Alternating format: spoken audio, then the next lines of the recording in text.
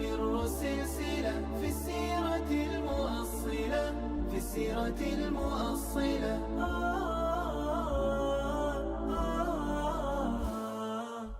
الحمد للہ رب العالمین والصلاة والسلام علی سید المرسلین وعلی آلہ وصحبہ اجمعین۔ غزوات النبی سیریز کے حوالے سے اگلی قسط کے ساتھ حاضر ہیں، اور اس قسط میں ہم بات کریں گے غزوہ مریسیع یا بنو المصطلق۔ مریسیع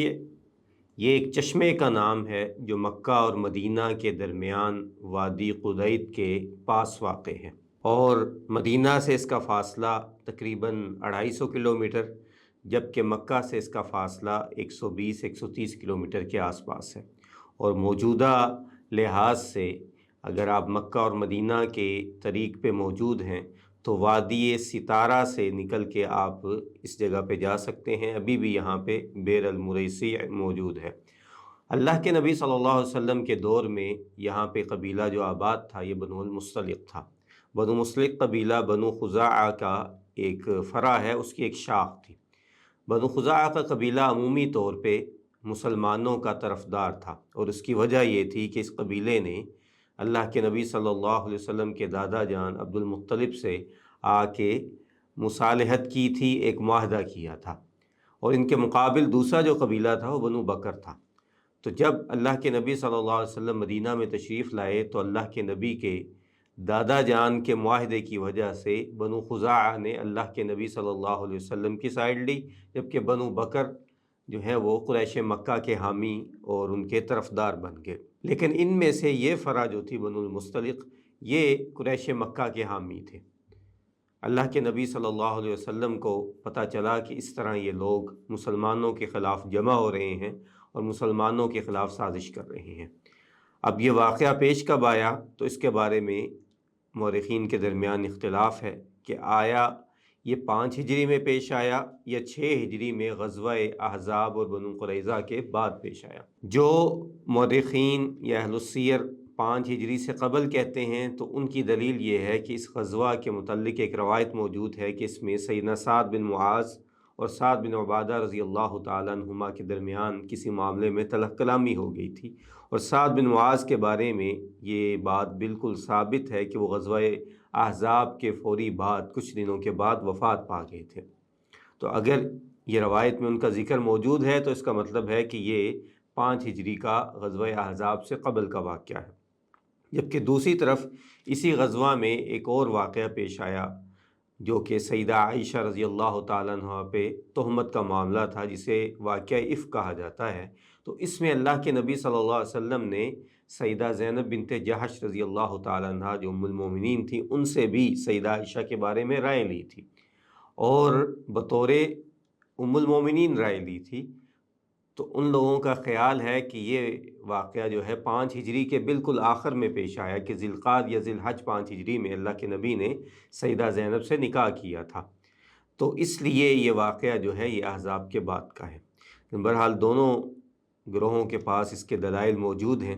لیکن اگر ہم جدید اہل السیر دیکھیں تو ان میں سے شیخ صفی الرحمن مبارک پوری اور مہدی رزق اللہ، ان دونوں کا یہ خیال ہے کہ یہ غزوہ احزاب سے پہلے پیش آیا۔ اور جو یہ دلیل ہے کہ زینب رضی اللہ تعالیٰ عنہ کا نکاح، تو کہتے ہیں کہ اس کے بارے میں بالتحدید ہمارے پاس موجود نہیں ہے کوئی دلیل کہ ان کا نکاح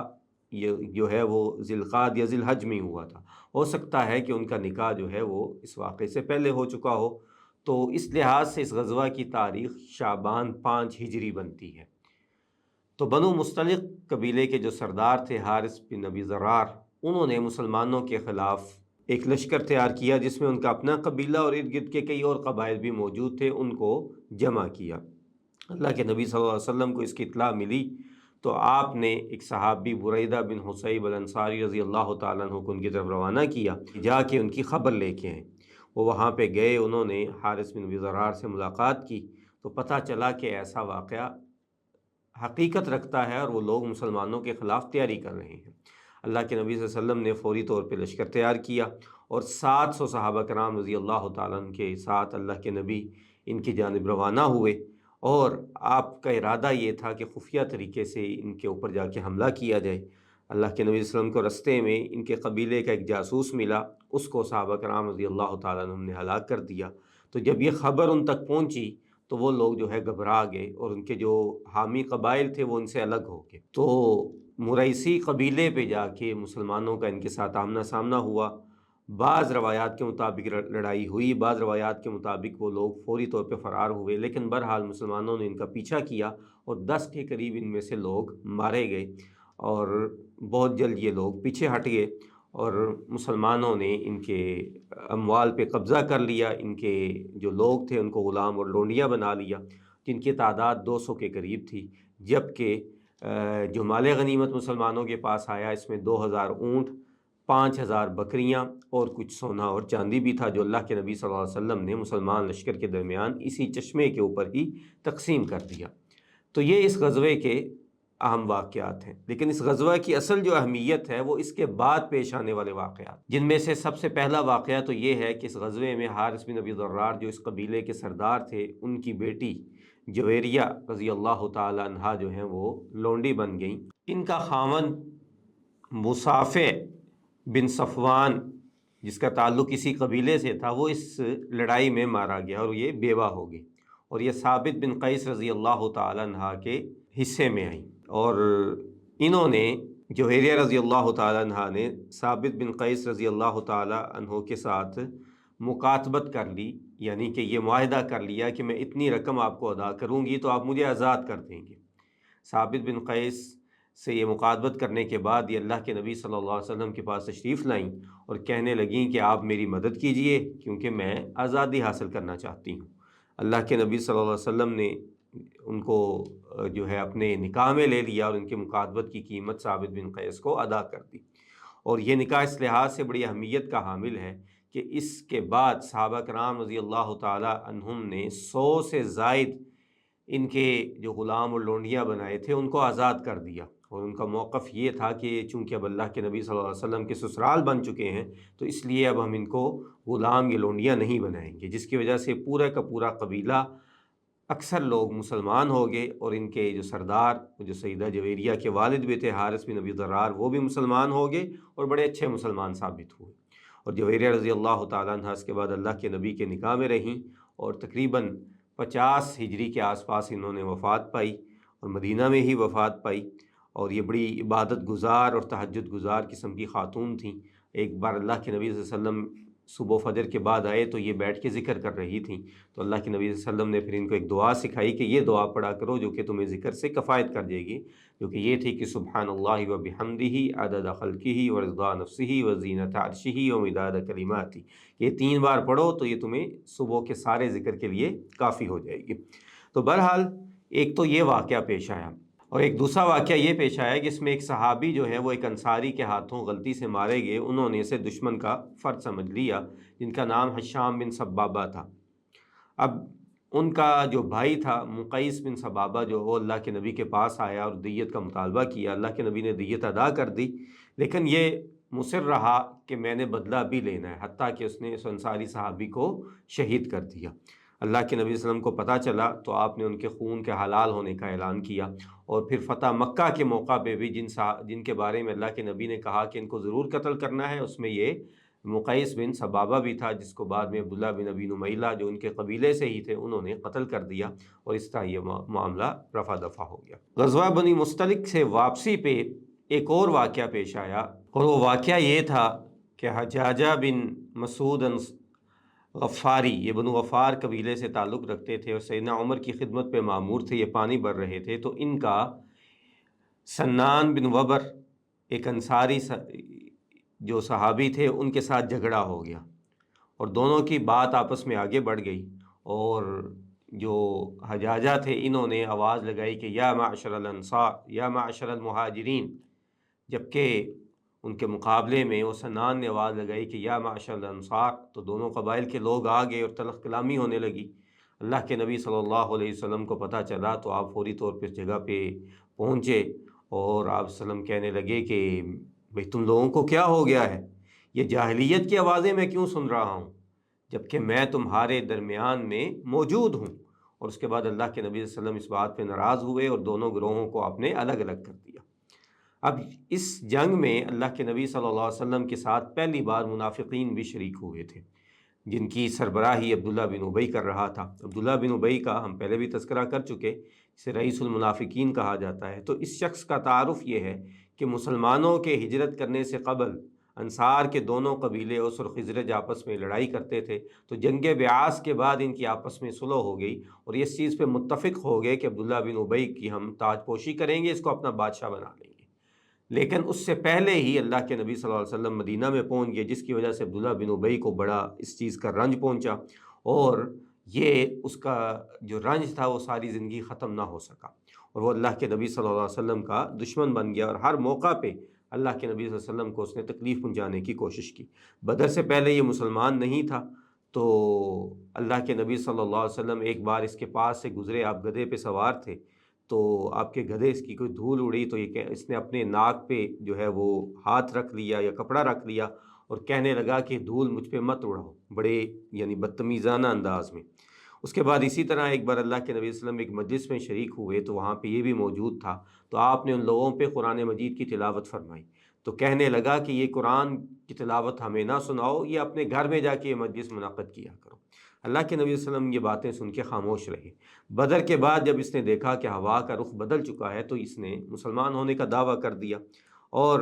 اللہ کے نبی صلی اللہ علیہ وسلم جب پھر بنو قینقاع کے ساتھ معاملہ کرنے کے لیے گئے،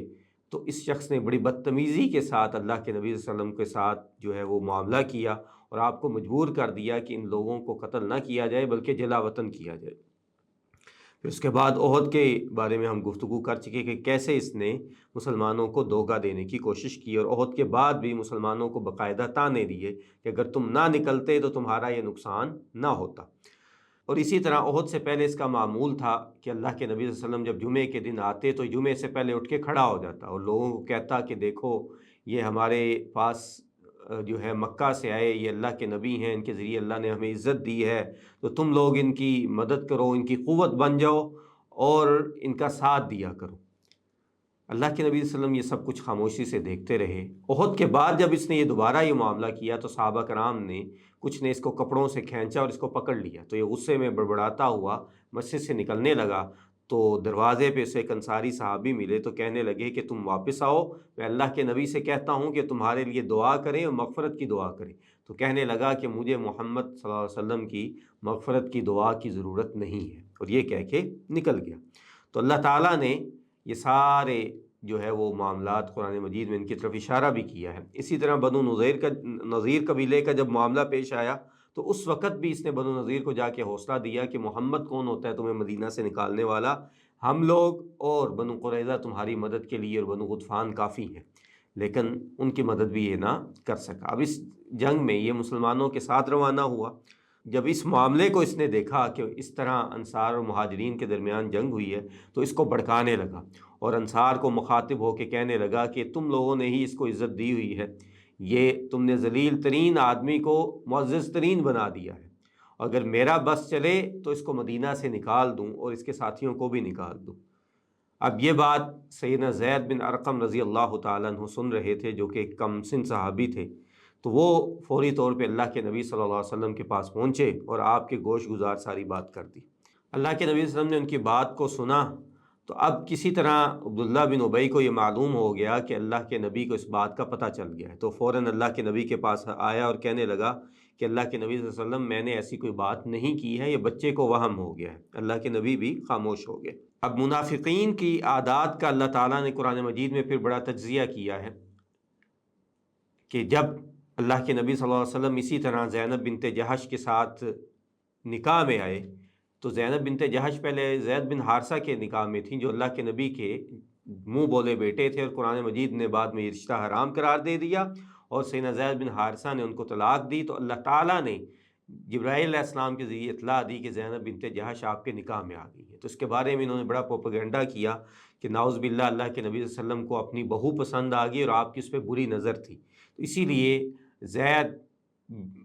وہ بن محمد کہا کرتے تھے کہ اس نے اس کو طلاق دے دی اور یہ اللہ کے نبی کے نکاح میں آ گئی، نعوذ باللہ من ذالک۔ تو اللہ کے نبی اس پہ بڑے پشیمان ہوئے، تو اللہ تعالیٰ نے یہ آیات نازل فرمائی کہ یا ایھا النبی اتق اللہ ولا تطع الکافرین والمنافقین ان اللہ کان علیما حکیما، کہ اے نبی کریم صلی اللہ علیہ وسلم آپ صرف اللہ تعالیٰ سے ڈرتے رہیے، ان سے گھبرائیے مت، اور کافروں اور منافقین کی بات میں مت آئیے، ان کی اطاعت نہ کیجیے، ان کی وجہ سے پریشان مت ہو جائیے، کہ اللہ تعالیٰ جو ہے وہ خوب جو ہے وہ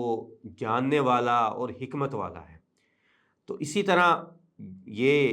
ہجرت کے پہلے سال سے لے کے ہر سال کوئی نہ کوئی فتنہ پیدا کرنے کی کوشش کرتے،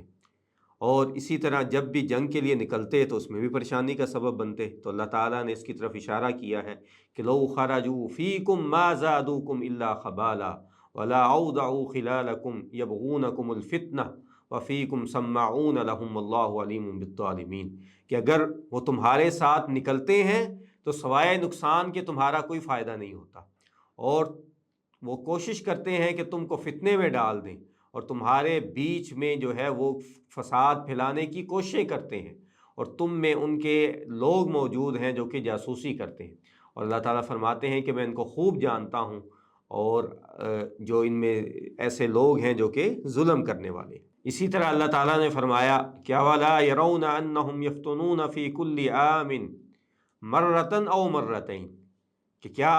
یہ لوگ دیکھتے نہیں ہیں کہ اللہ تعالیٰ ان کو ہر بار، ہر سال ایک بار یا دو بار فتنے میں مبتلا کرتا ہے۔ جو وہ اپنی طرف سے سازش کرتے ہیں تو اللہ تعالیٰ اس کے ذریعے ان کو فتنے میں مبتلا کر کے ان کو مزید ذلیل و خوار کر دیتا ہے۔ تو یہ اللہ تعالیٰ نے سب اشارے جو ہیں اس طرف فرمائے۔ اب جب یہ واقعہ ہوا تو اللہ کے نبی صلی اللہ علیہ وسلم کو سمجھ آ گئی کہ یہ پریشان کن بات ہے۔ اس کے بعد اللہ کے نبی کے پاس اسید بن حضیر حاضر ہوئے، کہنے لگے کہ اللہ کے نبی آپ پریشان نظر آ رہے ہیں، کیا معاملہ ہے؟ تو اللہ کے نبی نے فرمایا کہ تمہارا یہ آدمی، ان کے ابن ابی کی طرف اشارہ کیا، کہ مجھے اس طرح تنگ کر رہا ہے۔ تو کہنے لگے کہ اللہ کے نبی صلی اللہ علیہ وسلم آپ اس کو اگنور کیا کیجئے، کیونکہ یہ بالکل تاج پوشی کے قریب تھا کہ آپ آ گئے، تو اس چیز کا دکھ اس کا ختم نہیں ہو رہا۔ تو اللہ کے نبی صلی اللہ علیہ وسلم نے فوری طور پہ کہ یہ معاملہ آگے نہ بڑھے، آپ نے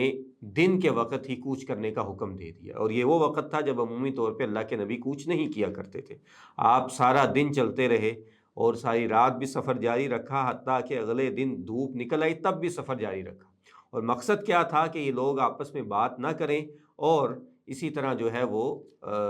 سب جو ہے وہ تھک کے سو جائیں۔ تو جب وہ اس طرح جمع ہوئے، جب ایک جگہ پہ اللہ کے نبی رکے تو اب سب تھک کے سو گئے اور زیادہ بات نہ ہو سکی، کہ عبداللہ بن ابی نے اپنی سازش جاری رکھی، اور صحابہ کرام اور اللہ کے نبی صلی اللہ علیہ وسلم کو نعوذ باللہ گدھے سے تشبیہ دی، اس طرح کی باتیں کی۔ اب اللہ کے نبی صلی اللہ علیہ وسلم اس معاملے پہ مکمل طور پہ خاموش تھے، یہاں تک کہ آپ مدینہ میں پہنچ گئے، اور زید بن ارقم دوسری طرف کہتے ہیں کہ میں اس بات پہ بڑا دکھی ہوا، میں بڑا پریشان ہوا کہ میں کیسے جھوٹا ثابت ہو گیا، اور میں اللہ تعالیٰ سے دل ہی دل میں یہ دعا کرتا تھا کہ اللہ جو ہے اس کا پردہ آشکارا کر دے، حتیٰ کہ اللہ تعالیٰ نے سورۃ المنافقون نازل کی، اور جس میں عبداللہ بن ابی اور اس کے ساتھیوں کی حقیقت کو واضح کر دیا۔ تو اللہ تعالیٰ نے فرمایا کہ اذا جاءک المنافقون قالوا نشهد انک لرسول اللہ واللہ یعلم انک لرسول، کہ آپ کے پاس یہ منافقین آتے ہیں اور آ کے جو ہے وہ بڑے زور کے ساتھ یہ گواہیاں دیتے ہیں کہ آپ تو اللہ کے رسول ہیں، آپ کو تو ہم نے کچھ نہیں کہا، جبکہ اللہ تعالیٰ کو معلوم ہے کہ آپ اللہ کے رسول ہیں۔ اور پھر کہا کہ واللہ یشہد ان المنافقین لکاذبون، لیکن اللہ یہ گواہی دیتا ہے جس کی گواہی سے بڑھ کے کوئی گواہی نہیں ہے کہ یہ جھوٹے لوگ ہیں، یہ منافق لوگ ہیں۔ اور پھر اس کے بعد اللہ تعالیٰ نے فرمایا کہ اتخذوا ایمانہم جنۃ، کہ انہوں نے جو جھوٹی قسمیں آپ کے سامنے کھائی ہیں تو یہ اصل میں انہوں نے ڈھالیں بنائی ہوئی ہیں۔ فصدوا عن سبیل اللہ، اس کے ذریعے لوگوں کو اللہ کے رستے سے روکتے ہیں اور خود بھی رکتے ہیں۔ انہم ساء ما کانوا یعملون، تو یہ جھوٹی قسمیں اور ان کے جو کام ہیں یہ بہت برے اعمال ہیں جو یہ کر رہے ہیں۔ تو اب اس کے بعد اللہ تعالیٰ نے سورت میں ہی آگے فرمایا کہ اس واقعے کی طرف اشارہ کیا کہ جب اس کو کہا گیا کہ اللہ کے نبی تمہارے مغفرت کی دعا کریں گے تو اس نے انکار کر دیا کہ وَإِذَا قِيلَ لَهُمْ تَعَالَوْا يَسْتَغْفِرْ لَكُمْ رَسُولُ اللَّهِ لَوُّوا رُؤُوسَهُمْ وَرَأَيْتَهُمْ يَصُدُّونَهُمْ مُسْتَكْبِرُونَ، کہ اللہ کے نبی کے پاس آؤ وہ تمہارے لیے استغفار کریں تو یہ اپنا جو ہے منہ موڑ لیتے ہیں، ٹھیک ہے، اور غرور میں آ جاتے ہیں، اور جو ہے وہ تکبر کا مظاہرہ کرتے۔ تو اللہ تعالیٰ آگے فرماتے ہیں کہ سواء علیہم استغفرت لہم ام لم تستغفر لہم، آپ اس کے لیے استغفار کریں یا نہ کریں، لن یغفر اللہ لہم، اللہ تعالیٰ نے ان کو معاف نہیں کرنا، ان اللہ لا یہدی القوم الفاسقین، کیونکہ اللہ تعالیٰ نے یہ فیصلہ کر لیا کہ اللہ تعالیٰ فاسقین کو جو ہے وہ ہدایت نہیں دیتے۔ تو اس کے بعد اللہ تعالیٰ نے سیدنا زید بن ارقم کی گواہی دے دی کہ یقولون لئن رجعنا الی المدینۃ، کہ ان لوگوں نے یہ کہا کہ جب ہم مدینہ لوٹیں گے لَيُخْرِجَنَّ الْأَعَزُّ مِنْهَا الْأَذَلَّ، تو ہم جو عزت والے لوگ ہیں ذلیل لوگوں کو یہاں سے نکال دیں گے۔ تو اللہ تعالیٰ فرماتے ہیں کہ وَلِلَّهِ الْعِزَّةُ وَلِرَسُولِهِ وَلِلْمُؤْمِنِينَ، کہ عزت تو اصل میں اللہ تعالیٰ کی ہے اور اللہ نے یہ عطا کی ہے جو اللہ کے رسول کے پاس اور مومنوں کے پاس ہے۔ وَلَٰكِنَّ الْمُنَافِقِينَ لَا يَعْلَمُونَ، لیکن یہ منافق اس چیز کو نہیں سمجھتے۔ تو اب یہ بات جب ہوئی تو سیدنا عمر رضی اللہ تعالیٰ عنہ اللہ کے نبی کو کہنے لگے کہ اللہ کے نبی آپ مجھے اجازت دیجئے یا آپ عباد بن بشر کو حکم دیجئے کہ یہ عبداللہ بن ابی کی گردن اتار دیں۔ تو اللہ کے نبی صلی اللہ علیہ وسلم نے کہا کہ عمر میں نہیں چاہتا کہ بطور رسول میرے پہ یہ الزام آئے کہ میں نے کلمہ پڑھنے والے لوگوں کو، شہادتین کی گواہی دینے والے لوگوں کو میں نے قتل کروا دیا۔ تو یہ سب باتیں جب عبداللہ بن ابی کے بیٹے عبداللہ، جن کا نام بھی عبداللہ تھا، ان تک پہنچی تو وہ سچے اور راسخ مسلمان اور صحابی تھے، تو اللہ کے نبی کے پاس آئے تو کہنے لگے کہ اللہ کے نبی صلی اللہ علیہ وسلم آپ مجھے بتلا دیجئے، اگر آپ کا حکم ہو تو میں اس کی گردن اتاروں گا، کیونکہ اگر کوئی دوسرا میں دیکھوں کہ وہ میرے باپ کی گردن اتار رہا ہے تو شاید میرے دل میں کوئی بات محسوس ہو اور میں اس کو برداشت نہ کر سکوں، تو اگر آپ مجھے حکم دیں گے تو میں یہ کام کر گزروں گا۔ تو اللہ کے نبی نے ان کو بھی منع کر دیا۔ اب عبداللہ بن عبداللہ جو تھے یہ مدینہ کے رستے میں کھڑے ہو گئے اور اپنے باپ کو منع کر دیا کہ میں تمہیں مدینہ میں داخل نہیں ہونے دوں گا جب تک اللہ کے نبی صلی اللہ علیہ وسلم اس کی اجازت نہیں دے دیتے۔ اللہ کے نبی صلی اللہ علیہ وسلم کو یہ بات پتہ چلی تو آپ نے عبداللہ بن عبداللہ کو منع کر دیا کہ اپنے والد کو مدینہ میں آنے دو۔ تو یہ ایک بہت اہم واقعہ جو ہے اس غزوہ میں پیش آیا کہ جس کی وجہ سے ایک بار انصار اور مہاجرین جو ہیں وہ آمنے سامنے آ گئے، اور حتیٰ کہ انصار کے دونوں قبائل اوس اور خزرج کے بارے میں بھی روایات موجود ہیں کہ وہ بھی آمنے سامنے آ گئے، کیونکہ ایک قبیلے اوس سے جو ہے عبداللہ بن ابی کا تعلق تھا اور خزرج سے جو ہے وہ ان کا تعلق نہیں تھا، تو سعید بن حضیر جو ہے وہ اس قبیلے کے تھے۔ تو انصار کے جو سردار تھے وہ بھی ان کے آپس میں تلخ کلامی ہوگی، جیسے کہ ہم نے ابتدا میں کہا، سعد بن عبادہ اور سعد بن معاذ، تو اللہ کے نبی صلی اللہ علیہ وسلم نے ان کو بھی بٹھا دیا اور ان کو بھی منع کر دیا۔ تو یہ اتنا شدید واقعہ تھا کہ اس کی وجہ سے مہاجرین اور انصار جو ہے وہ بالکل آمنے سامنے آ گئے اور بالکل لڑنے کے لیے تیار ہو گئے، حتیٰ کہ اللہ کے نبی صلی اللہ علیہ وسلم نے ان کے درمیان مداخلت کی اور اللہ کے نبی کو اس چیز کا بڑا دکھ پہنچا۔ تو عبداللہ بن ابی کی پھر یہ سازشیں جاری رہیں، اور اس کے فوری بعد ہی، بلکہ اسی سے ریلیٹڈ، اس سے متعلقہ ہی ایک واقعہ جو ہے واقعہ افک ہے، جو انشاءاللہ ہم اگلی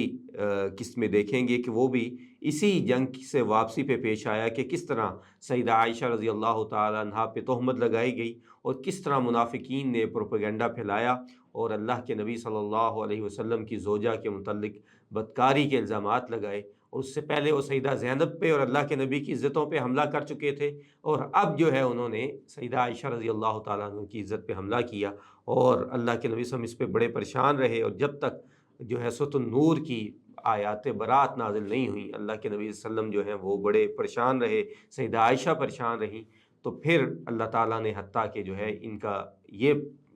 جو ہے پردہ بھی آشکارا کیا اور ان کو دوبارہ سے ذل و خوار کیا، تو اس کے بارے میں انشاءاللہ ہم اگلی قسط میں بات کریں گے۔ اس کے ساتھ اجازت چاہتے ہیں، وآخر دعوانا ان الحمد للہ رب العالمین۔